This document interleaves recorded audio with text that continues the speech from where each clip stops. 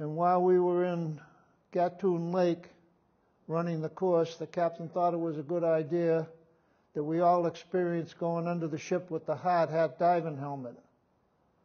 They put a line around the ship. We went down one side, pulled ourselves under the bottom of the ship, and came up the other.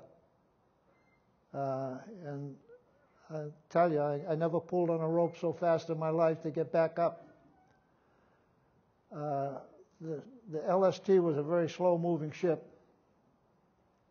I think the flank speed was probably about 10 knots. And so it took us over 30 days to get from the west coast of Panama to Noumea, New Caledonia. On the top deck of the LST at that time was a LCT, which was a landing craft tanks, which carried one individual tank from a larger ship into the beach.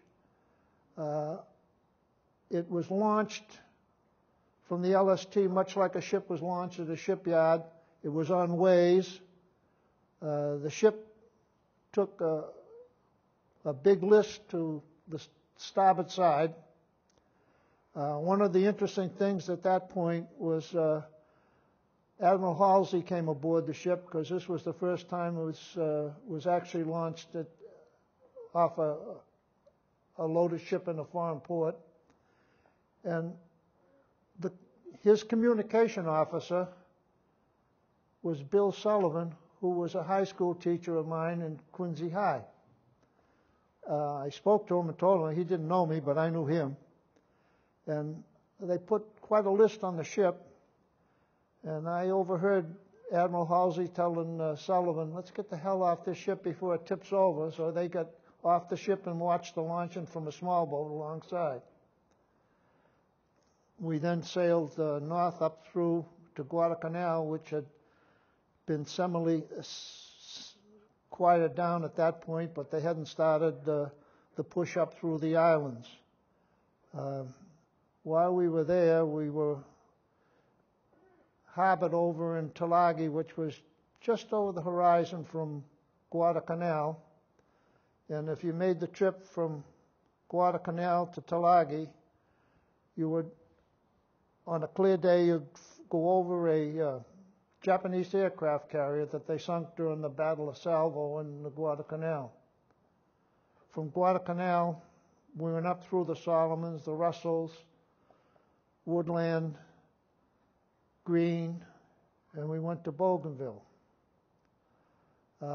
Bougainville was our real first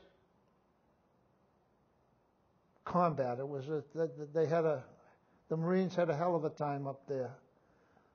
We took troops into Empress Augusta Bay, and some of those troops never remember hitting the land because if we hit the beach and opened our bow doors and dropped our ramps, and the troops started to run off, the Japs dropped the mortar right as they got off the ramp. In the early days that I was there from June of '67 to June of '68. We dealt with the VC, which was a very pretty well organized enemy unit. They had radio communication. They had squads, battalions. They were a formidable force. But after the Tet Offensive in February of '68, we started to deal with the North Vietnamese Regular Army a lot more. And they were a formidable opponent. They were well trained, dedicated, and fought. They seemed to fight harder. They had good firepower, AK-47s, whereas the VC had a lot of whatever they could get. They had carbines, they had some AKs, they had our weapons that they captured. But the North Vietnamese Regular Army at that time was the third largest army in the world, behind the Chinese and the Russians. So they had a lot of troops, and we found ourselves outnumbered most of the time. We go out on a squad-sized patrol, which is 12 people, and we would run into a reinforced company. One time we hit a battalion. We walked into a battalion CP by mistake, and that led to a 2-day battle. About 20 25 miles southwest of Da Nang, I remember. And like I said, the NVA from then on were the main enemy. The VC were basically destroyed in the Tet Offensive. They were the lead element in all those cities that were attacked. The VC were the lead element, and they were literally wiped out during the Tet Offensive. So the NVA took over, and of course there were VC elements that were still functional that just kind of joined forces with them, and that was our enemy from then on. The ground in front of us is going up. There's mortars. They get mortars down there. The Germans are washer-nuts, and so naturally we know what a mortar was off because we blew up everything around Brock Hall. And now, along with the mortars, they put three guys went off to our right, with a 30 caliber machine gun, and of course the Germans had a machine gun too, and the distinct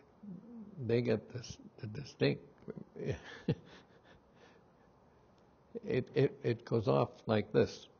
Brrr, brrr. But where ours goes boom, boom, boom, boom.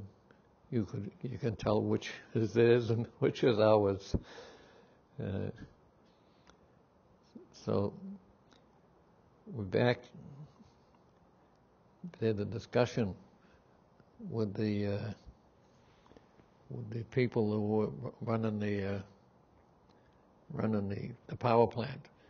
They decided to, because Lieutenant Earl, and he was our first lieutenant.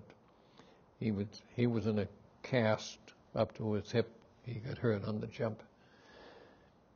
So they told him, if you surrender to us,